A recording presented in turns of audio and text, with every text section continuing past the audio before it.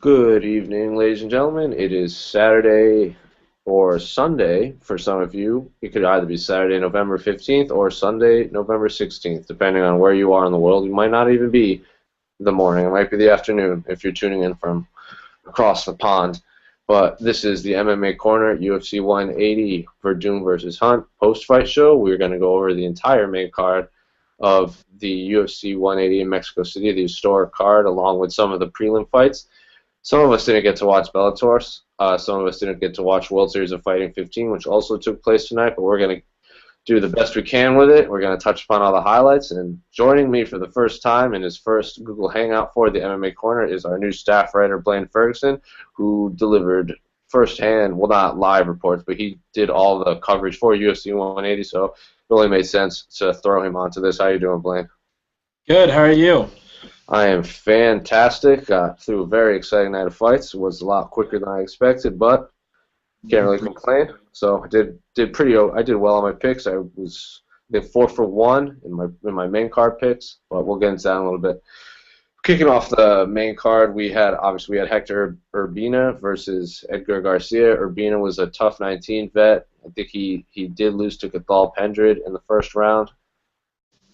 Controversial or not, I can't really remember. I remember it was just boring.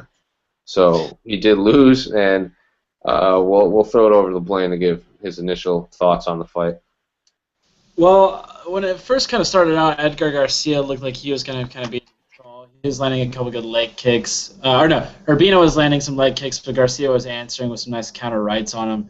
And then I forgot what initially dropped Garcia. Or I don't even think he got dropped. I think Urbina just kind of threw down into the takedown, kind of like pushed him over into the takedown, and eventually locked up a guillotine choke. And I thought Urbina looked good. Paced himself well. Didn't get he defended those overhand rights by Garcia well. So all in all, I thought it was a pretty decent performance by Urbina, and it's good. I mean, first round finish on the first fight of a pay-per-view that desperately needed some action in order to make it worthy of purchase, and he did a good job. Yeah, I agree with you. I wish this was on the Fox Sports broadcast instead. I mean, the only reason this was even on the pay-per-view is because we lost the Joe Lozon fight. The Joe Lozon Diego Sanchez, originally Diego Sanchez Norman Park. And I don't really know what to make of this fight. I mean, Edgar Garcia was coming back to the UFC, I believe. I don't remember his record when he got cut when he left the first time, and Urbina was coming off the worst season of Tough, and they threw him on there because during Tough they did showcase a lot of his Mexican heritage when he fought Cathal Pendred when he came out with the Mexican flag wrapped around his head. So you really have to wonder if he would even be in the UFC if the UFC wasn't in Mexico City right now. So No, probably not. And they're also supposed to have Eric Perez versus Marcus Brimage. Exactly. So you on the main card. So when you have, it's good to have these kind of local, well, not really local guys, but heritage guys in the Swedens and in the Australias and in the Mexico cards, because when you do have injuries, you're able to pull these guys, from wherever they're at, and they're going to be gamed. They're going to say, hey, the UFC is showing me an opportunity. I'd be dumb not to take it, and he made the most of it tonight.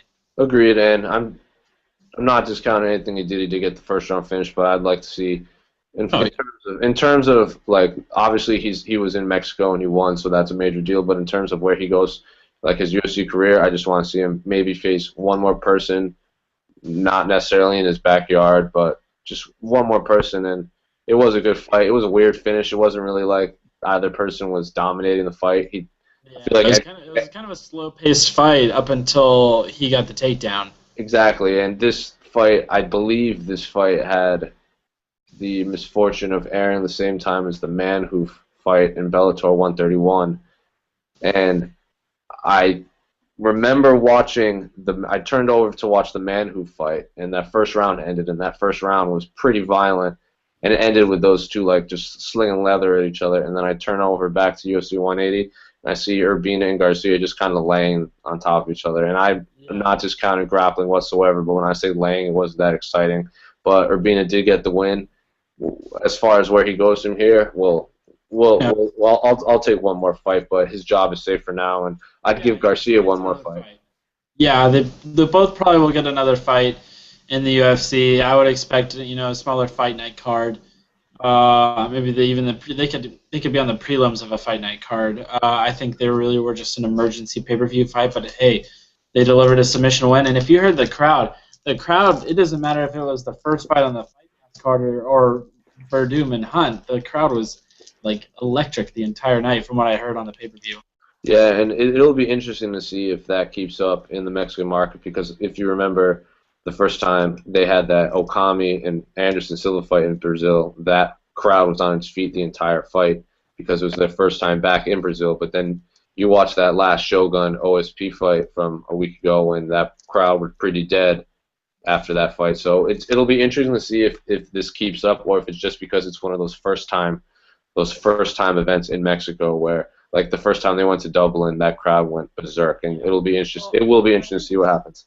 yeah, I think it's going to be a little bit of a mixture of both. Sorry, just my headphones. Because I think if they were to go back with Kane at some Yes, eventual point, I think it would just be just as electric and just as loud in that main event as it would have been tonight. And I also like the Dublin thing. I think that once Conor McGregor goes to Dublin, it's going to be one of the craziest environments in MMA history, if not the UFC history. true. Agreed. Well, moving right along, we have I don't know what's this. This is another one that I didn't know what to make of going into. We got Augusto Dodger Montano versus Chris Heatherly. I didn't think going into this fight, I didn't think Montano was very good at all. I mean, it's kind of like Urbina. He was on this card because he is a big star in Mexico, and he's one of those fighters where he just felt like his record was a little padded, where he was just so much bigger because he's a huge welterweight, and he just seemed like he was such a big welterweight. And a lot of the Mexicans, like if I know firsthand, Mexicans aren't that tall or big. Like Cain Velasquez and Urbina are kind of anomalies in that sense, but it seemed like he kind of padded his record with some lower level Mexican fighters in local Mexican scenes, and he did deserve to be on this card. I'm not saying he didn't deserve to be on this at all because he is a huge star, and he had probably had the biggest pop from what I heard from the weigh-ins, the media appearances, the entrance. He had a he has a huge following. He did deserve to be on here, and I remember when they first announced UFC 180, they had what was supposed to be a very stacked card with um, Park and Sanchez and Perez was there, and then they even brought Montano out at the beginning, just him. He didn't even have a opponent yet, so I expected him to win, but I didn't know how he was going to do, and he looked very impressive. But again, it's Chris Heatherly who's coming off a very bad loss to I think Ben Saunders, so it was a weird opponent choice for him because Heatherly was so much smaller than him. But I was very impressed with him. He looked very, very wild at times. He would kind of rush forward. When he got scrambles, he would have wrist control at some points, but it was a very weird fight. He might have been nervous, but at the end of that fight, he just put it on Heatherly with just a barrage of knees, as Rogan put. But so I was impressed, but I would like to see more from him in the future. Yeah, I think Rogan said it during the fight where Montano actually looked a little stiff and stiffer than he does in his previous fights. I mean, the last time he fought, or the only time he's actually fought in a UFC opponent before this was Sam Alvey. And he fought him in 2011 at like a smaller Mexican promotion. Sam Alvey beat him. Um, and so I think he did look a little stiff coming out, but once he started landing some combinations, he got the confidence, and I mean he's pretty athletic, and he has some dynamic striking, and he's big for that division. So I wasn't necessarily surprised that he was able to beat Chris Heatherly. Yeah, this felt like one of those when the UFC was going to give Conor McGregor Cole Miller, and then they gave Diego Brandao. Like they weren't going to give him a fighter that he would lose. I mean, for all we know, Augusto Montano could be the Conor McGregor of Mexico, where it's just one of these smaller weight classes where people see him and like Cain Velasquez is like a deity over there because he's heavyweight champion and being the head. But it'll be interesting to see where he goes from here and if he can roll with this red-haired gimmick that he has. But he looks the part, and yeah, exactly. He looks like a combination of Dan Hardy and Brandon Thatch. But Yeah. he fought like him. He fought like early Dan Hardy, and he fought like Brandon Thatcher. Those vicious knees that he put on to Chris Heatherly, but Chris Heatherly got a few takedowns on him, and he got right back to. I thought Chris Heatherly started off the fight looking good. I was like, oh, Chris Heatherly's this is an example of some guy's going to come in and wrestle a dynamic striker and win the fight, just grind it out, and then he ended up getting caught. And to his credit, he didn't go down. The Big John McCarthy kind of had to jump in and save him because he was kind of out on his feet and was absorbing a lot of damage. But also to Montano's credit, he was hitting him in the head, and when Heatherly would like cover his head, he would just start going right for the body. So it's not like he was going to gas out. He was picking his shots, and he was landing them. Well, on where he was striking, yeah, he was mixing it up, which is always good. And I mean, I always wish fighters would I love in boxing. I love body shots in boxing because once you start getting in deep waters, those body shots just add up and add up. And so it's always kind of refreshing to see a mixed martial artist kind of mix that up and go for the body more, especially if he's covering up his head. You might as well land some of those power shots to the body to improve your chances of finishing it. Agreed, and this was a big deal for the Mexican crowd, and it was a great scene to see him celebrate. And from what I hear, he had a gaggle of women following him back to the locker room, well, trying to follow him back into the locker room from the crowd. But I digress. Moving right along, we got to from here on in, we had all the fights that the American audience were excited for, and the first one was something I was not expecting, in Ricardo Lamas versus Dennis Bermudez. I mean, everybody knew Dennis Bermudez could win. I mean, he fought for the title, and so you don't get there doing nothing. So, but I'll let you start off this one. I actually thought Lamas was going to win this one. Because I thought Lamas kind of held his own against Jose Aldo for a good portion of that fight, and I think Lamas is a very talented featherweight. Bermudez is as exciting as they come. He finishes fights in that division. He was coming off of 2 performances of the night bonus awards, and a lot of people were riding his 7-fight win streak. And hey, if he probably would have won this fight, you probably could have given him one more fight. I think they're already kind of planning McGregor to get the title shot in the summer. Kind of April, May. I think they're already planning that, and so I don't think they're going to give the winner of this the winner of Seaver versus McGregor. One, because I don't think they'd give him Seaver. But so I mean, now that he's still valuable in that division because I think it doesn't take a lot to get back into contention with that division. Jose Aldo's almost gotten to the point where he's getting close to cleaning it out. And so they're kind of desperate for contenders, I would think, in that division. But now you have Lamas, who's now won 2 in a row since losing to Aldo. And if Conor McGregor somehow beats Jose Aldo, I mean, then you have a slew of new challengers there and guys you can make valuable really quickly. Yeah, I agree with you. I mean, I knew Lamas was unbelievable, and maybe this just shows you how. Like he went 5 rounds with Aldo and put away Bermudez with a guillotine choke in 1 round. So maybe that's just dropped him with that really stiff jab too, and it wasn't even the hardest shot he had hit Bermudez with up to that point. But he just landed it right, really flush on the chin and dropped Bermudez, and man, he swarmed him. Bermudez, I don't think he even had a chance to realize what had happened before Lamas had the choke in. And exactly. That's what a good finisher does. That's what he doesn't give his opponent a chance to breathe, and that's what Lamas did. Exactly, and I was at Bermudez's fight against Max Holloway, and I actually scored it for Max Holloway. So I know a lot of people scored it for Max Holloway. So this 7-fight win streak that Dennis Bermudez has, well, impressive as it is, it shouldn't have happened in some people's eyes. But and hey, you can maybe say that bolsters the resume of Conor McGregor, because Conor McGregor put Max Holloway out pretty easily. Yeah, he went 3 rounds with him and with a messed up knee. But yeah, so. If you're asking me what I would do with the winner and loser of this, I would give Lamas Chad Mendes. They are both Aldo's last 2 opponents, and Lamas can't.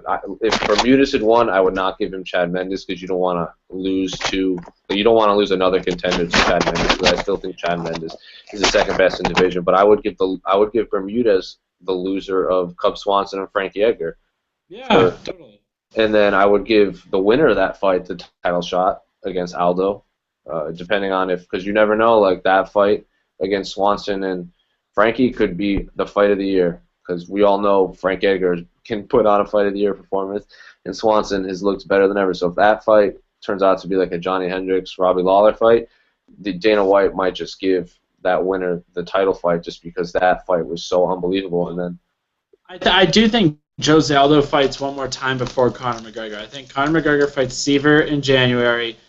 Aldo probably gets an opponent around March or something like that, and yeah, depending on who it is, you could give, say McGregor needs to rest or heal up or whatever, you could give McGregor, or you can give Aldo, excuse me, the winner of Swanson, Edgar, or you can give him the winner of Ricardo Lamas and Money Mendez, whenever that is, and then kind of push McGregor's fight into the summer. Right? I think they're looking at a stadium, at a soccer stadium in Ireland for that yeah. fight. And I would honestly, I would love to see the winner of Mendez and Lamas fight Conor McGregor next. Yeah. Hey, So, that'd be great, but he's already booked in Boston, so. right. So if McGregor can get by Seaver, we could have McGregor, and he needs to heal up, whatever. Give Lamas Mendez, give McGregor the winner of Lamas versus Mendez, and then give Bermudez the loser of Edgar and Swanson, and then give the winner of Edgar and Swanson the title shot. So it all works out in the end.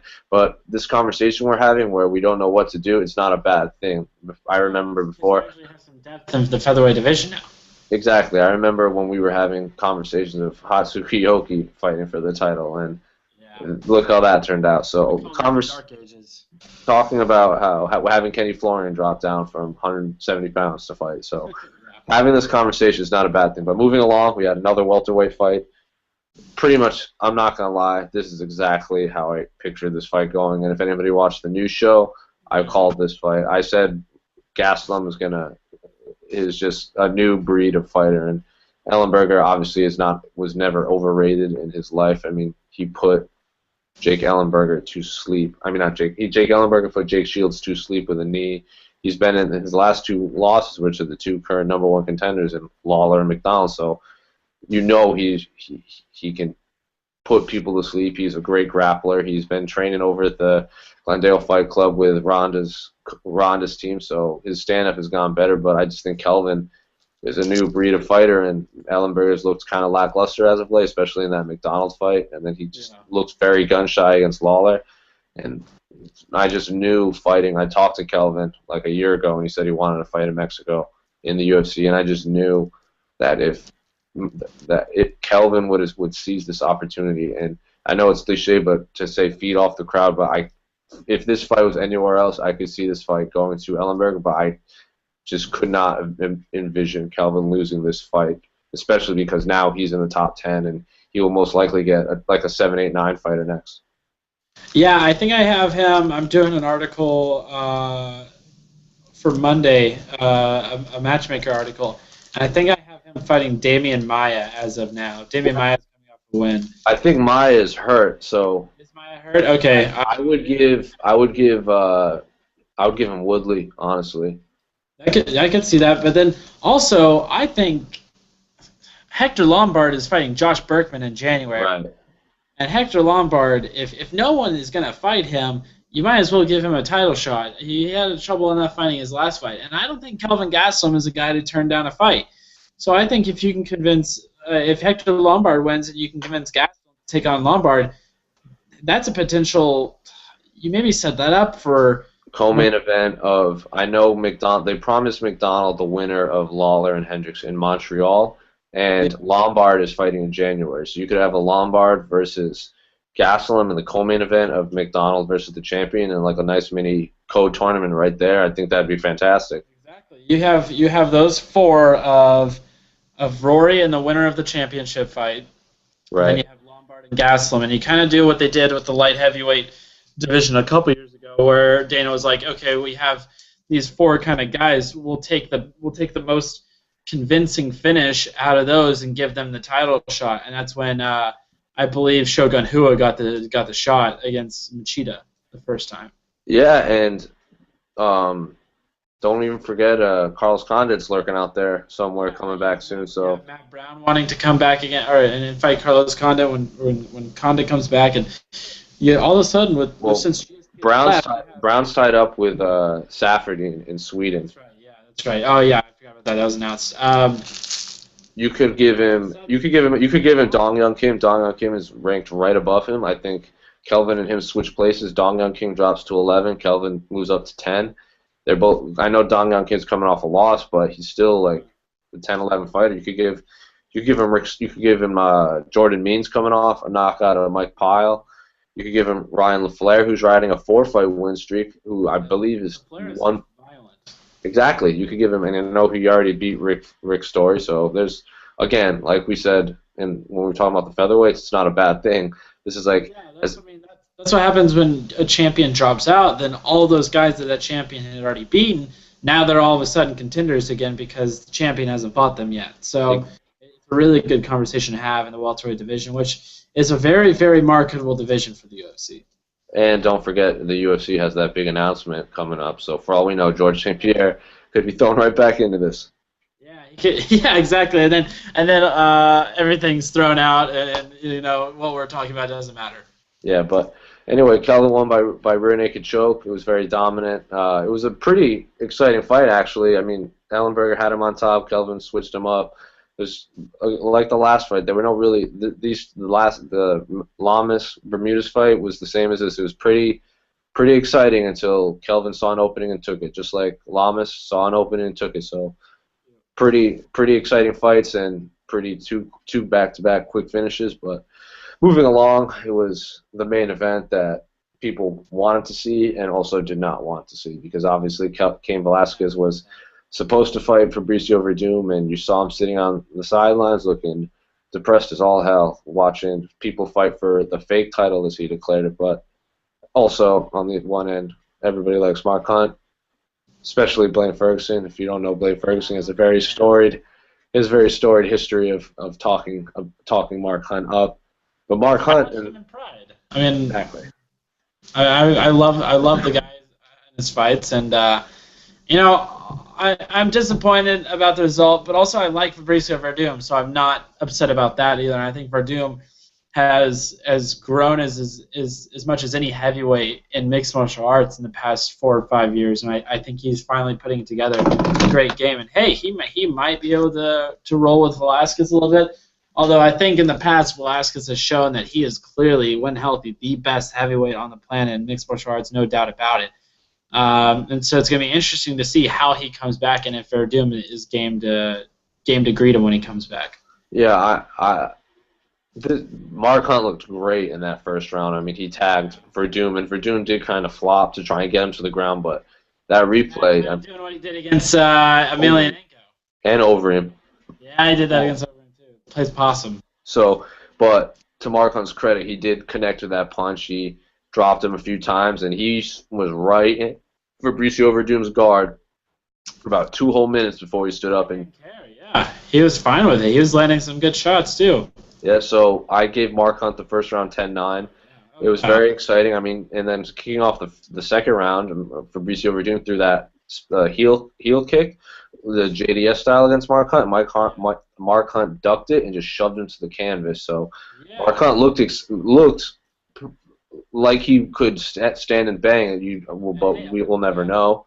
Up until the point of the knee, I thought Hunt was winning the second round too, obviously. Exactly, but like Mark Hunt says, the ones that hurt the most are the ones you don't see, and Mark Hunt, I think, went to go duck to shoot a takedown and took a knee right between the eyes, and Herb Dean gave Mark Hunt all the chances he could and let Mark Hunt take a whole lot of damage, but in the end, I do think it was a perfectly timed stoppage. Mark Hunt didn't complain. He actually thanked for Werdum, and he said he felt bad about it. Was Cain's and Werdum's shot anyway. They're going to fight again, hopefully in March, hopefully in Mexico. But Werdum kind of made a case for it to be in Brazil, which I can't imagine what happened. They're going to put that fight back in Mexico again. But it's going to be interesting because obviously they plan for more Brazilian events than they do Mexico. So it's going to be interesting to see if they go back to Mexico more frequently now that they see that the fans want it so badly. Exactly. So But again, it was a very exciting, like the last few fights. It was a very exciting fight until one person capitalized. It wasn't. It was a pretty back. Like Werdum may have been playing possum, but that is Verdum's strategy. He was throwing heel kicks. His head coach Rafael Cordero told him that he's got to start mixing it up again. He came out just throwing those kicks and punches and combos, and then he planted that knee right between Marcon's eyes, and hopefully we get to see Verdum next because that was one impressive knockout. I believe that was I think it was his third stoppage victory in his last 5 fights, all of them being in the UFC. So second TKO. So it was very exciting, and all power to Fabricio Verdum because now he gets the beast in Cain Velasquez. So if We'll see. I mean, if Kane, I mean, when you keep on thinking, yeah, all right, Kane's coming back, and he hasn't fought since October of last year, so it's kind of hard to give him the benefit of the doubt.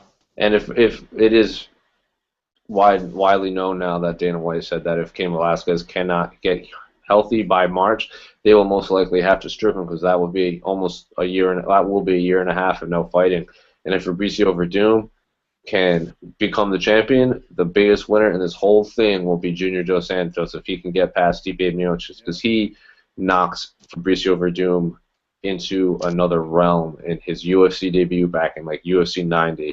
So if Dos Santos can get past Miocic, I don't know how you can't give him another title shot because Dos Santos has a win over the champion. I still believe he's the second best heavyweight in the world. And if Miocic wins, you can't say no to him. That would be 4 straight wins and a win over JDS. So Miocic just looked like as good of a boxer in the heavyweight division as any of them. His footwork is probably the best in terms of boxing footwork in the division. He moves really well. He showed in the Roy Nelson fight that Miocic can really move around the octagon well while closing distance quickly and delivering some punishment. So I think, yeah, what you said there totally makes sense. Both those guys with a win would be convincing of a title shot given the circumstances if Kane can't come back.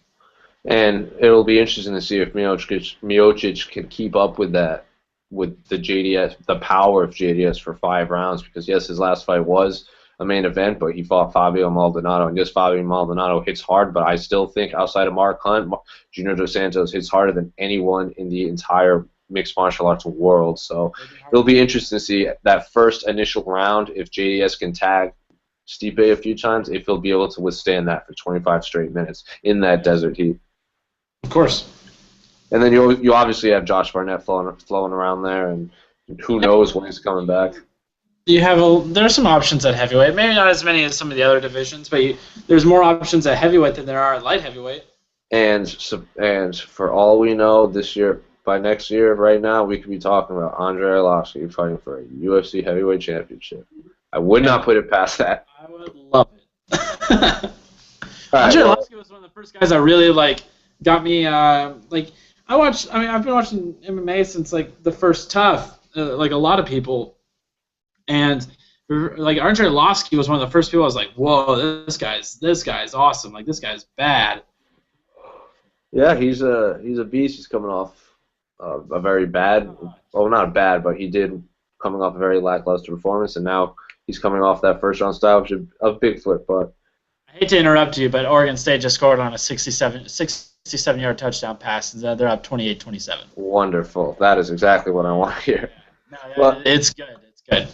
Well, we're going to talk, I don't know, we both mentioned that we didn't watch all of Bellator 131 because we were busy covering UFC 180, but I had it in my peripherals. Exactly, but so I feel like we still have to touch upon a little bit. I did watch the entire Melvin Manhoef fight, and that went exactly how I said it was going to be. I said if Schilling makes it out of the first round, he's going to win for sure. But if Melvin can tag him a few times in that opening round, I guarantee you Melvin's going to win. For a while, it looked like Melvin was going to put it on him.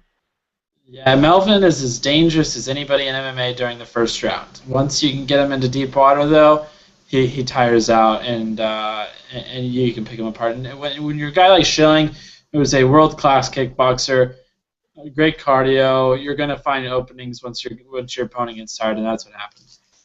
And then the co-main event, I was very in and out of the co-main event, but I was interested in.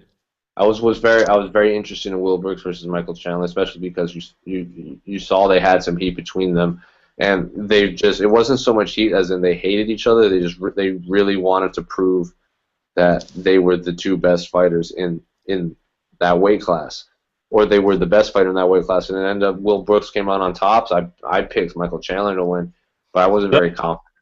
But I wasn't confident at all. But Will Brooks put it on him. It was a TKO finish. It was, some people say it was controversial, but Michael Chandler has 3 losses in a row, and that's not, for Bjorn Rebney, might be a little sad, but I honestly think it's a breath of fresh air that we have a brash talking champion in Bellator, especially a lightweight, because he's not even brash. He's just as confident, I think. And so the ending was weird.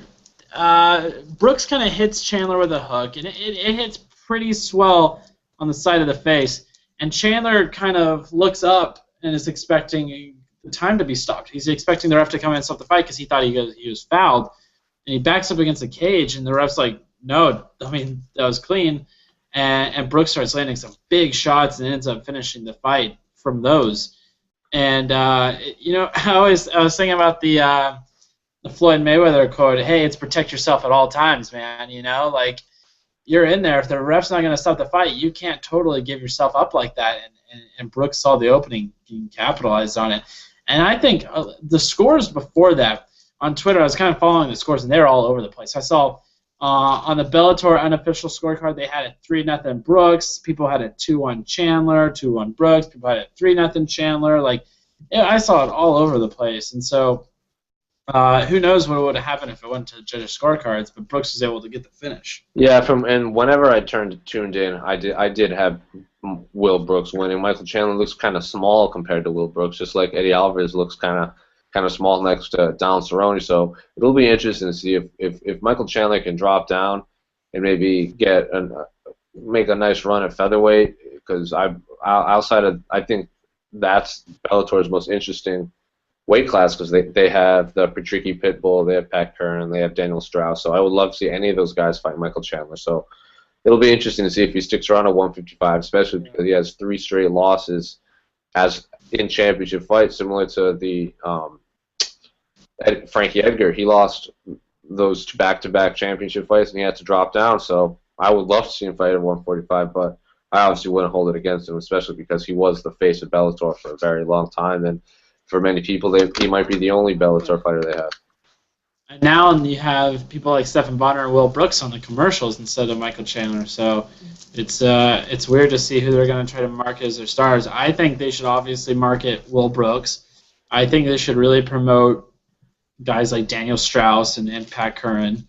Other than that, though, you kind of have, I think Emmanuel Newton's arguably one of their top 5 fighters on their roster, and they don't really market him at all. You know, they don't really promote Emmanuel Newton fights a whole lot.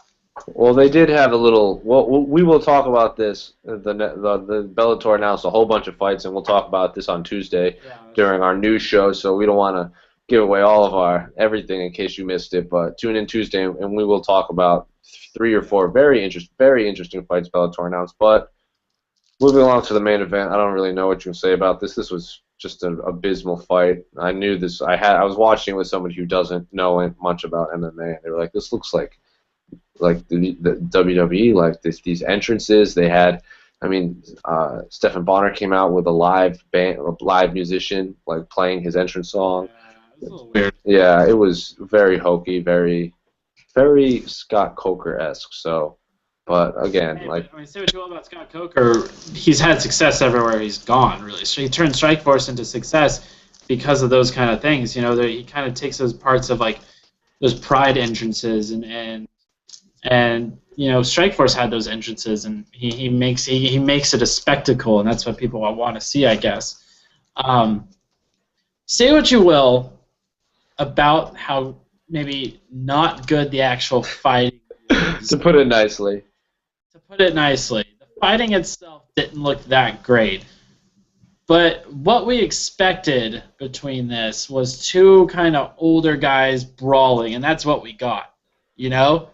Yeah. We didn't get anything we didn't expect to get, is what I'm trying to say. Like, what did we expect? I saw a technical showing from one of these guys. No, we weren't going to get that, but we saw 2 old guys duke it out, and it was kind of fun to watch for a little bit. I mean, honestly, for me, it kind of was fun to watch part of it. But at the same time, it's like, what do you do now? Like Tito Ortiz versus Rampage. I don't know. What do you do with Stephen? I would love to see Tito Ortiz versus Rampage. So it'll be interesting. I mean, it was a split decision victory, and Jimmy Smith tried to sell Stephen Bonner's performance. All the other announcer, everybody there was trying to sell Stephen Bonner, saying, "Oh, it was such a back and forth war, and who won this fight?" I'm like, no, Tito Ortiz dominated 15 minutes. I mean, Stephen Bonner was throwing these haymakers. I thought the only thing you could maybe have made a slight argument to give him the second if it wasn't for the Tito takedown at the end. If Tito Exactly. kind of secured it with the takedown, I said up until that point you could maybe that ref just wasn't even watching the fight at that point. Yeah, and I mean, I just felt like Bonner was trying to turn this into a Griffin Bonner 3, and Ortiz was having none of that. I mean, he would take him down, he would stay out of the range of those giant haymakers he was throwing, he wouldn't slug it out. I mean, he would press him against the cage and they would dirty box for a little bit, but they weren't just standing in the center of the cage, like humming punches at each other. I mean, it was very slow, boring, old person fight. I mean, it wasn't that exciting. I mean, the most exciting part of that whole fight, I thought, was the post fight when, like we saw with Michael Bisping and Rockhold, where they had all this animosity going into their fight, and then they hugged and made up after the fight. I mean, Ortiz gave Bonner double fingers right in his face on national television. It said he threw water at him when they announced the winner, and Bonner fell down in defeat. Tito Ortiz threw water on him, and he challenged him again. He's like, "I'll fight you again." So that, to me, was the most exciting part, just because you don't really see that where two fighters fight in the ring and then they put their differences aside. And this was kind of a breath of fresh air. But again, what did we expect? Yeah, well, I mean, it's kind of like that quote from Arrested Development where he's like, I don't know what I expected. Like Yeah, you kind of expect Tito to be that. That's what Tito's a character now, and it's whatever it means. It's drawing some sort of interest for Bellator, and I guess they need to market that as much as they can. They need to squeeze out every penny they can out of Tito Ortiz, because he's not going to be here for very much longer, competing still, hopefully. And so I guess that's just who he's going to be now. He's going to be the guy who throws water on Stephen Bonner after the fight. Like, that was just kind of classless, in my opinion. it was, but like we said, that's Tito Ortiz for you. And I wouldn't be surprised if they gave Tito Ortiz a light heavyweight title shot this time next year. If he wins maybe one more, even if he could take the rest of the year off and they could give him a title shot. I mean, Oh, yeah. Scott Coker, and he'll give anybody, like, he'll give big names title shots for sure.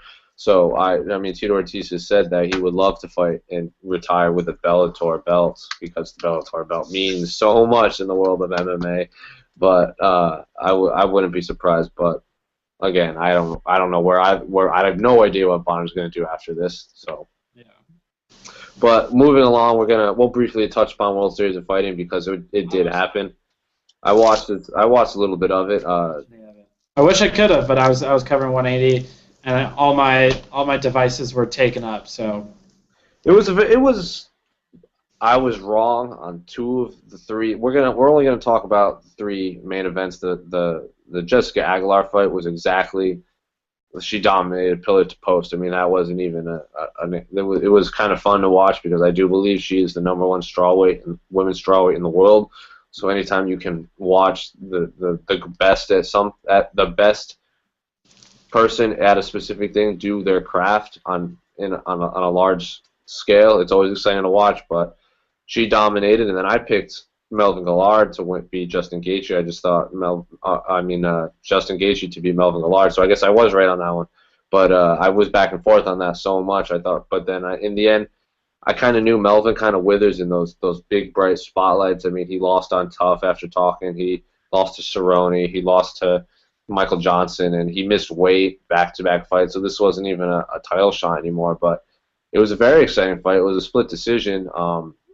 That was being marketed as the people's main event. They were talking trash in the cage while they were fighting. They weren't standing toe-to-toe yelling at each other. So Melvin got his legs kicked out like crazy. I mean, every single time he would plant Yeah, every time he would punch Gaethje would just return just a violent leg kick to Melvin. So it was a very exciting fight. Gaethje won. I would say he retained the belt, but there was no belt on the line because Melvin missed weight. So it'll be. I think they Like give him. 4 pounds. Yeah, if they could give him one more because it was an exciting fight. Like if Melvin went out there and just got steamrolled, I bet they would have let him go because he did have some words with Ali Abdelaziz and Ray Sefo. So, but it was a very. I was actually pretty surprised. It was a pretty back and forth war. Some people had. I personally had it for Gaethje, and I know most people had it for Gaethje, but there were a few out there that said I think Melvin won, and it was a split decision. So. I think they give him one more just based on the fact that it was exciting, and I mean he earned a title shot by even though he missed weight because he was so dominant. So World Series of Fighting needs stars, and Melvin is not a star, but people know who he is. So Relative to that promotion, though, I would say he's one of their stars. exactly, and I think it would have been pretty. It would have helped if they had a star like him win the belt, but Gaethje's becoming a huge star in his own right, and he could become one of those Eddie Alvarez fighters where he's like the last. Like everybody said, Eddie Alvarez was the last big free agent out there, not in the UFC. Gaethje could very well be the next one. I mean, they're going to Denver soon, so Yeah. for all we know, Gaethje could be UFC bound for his next fight, and he could be on that Denver card. But the main event was a huge shock to me. David Branch finished Yushin Okami in the fourth round, and like Dana White says, a win over Yushin Okami is something. I mean, Yushin Okami has beat Anderson Silva, and even though it was a DQ, he beat Anderson Silva. He fought Anderson Silva. He has defeated some very impressive fighters. He had a winning record in the UFC, I believe, and he might not have had an exciting style, but he was a top 10 welterweight. He's powerful. He's strong. He's a big welterweight. A huge welterweight, and I can't really picture him being outside of the top 10 middleweight rankings his entire run at UFC. Where he was number 2 or 3 for a very long time, and then he got that title shot and lost to Anderson. When he moved up, yeah. Exactly, but then I do not remember him ever being outside of the top 10, and I honestly, this was one of my outside of the Aguilar fight. I thought Okami was going to win for sure. But Yeah.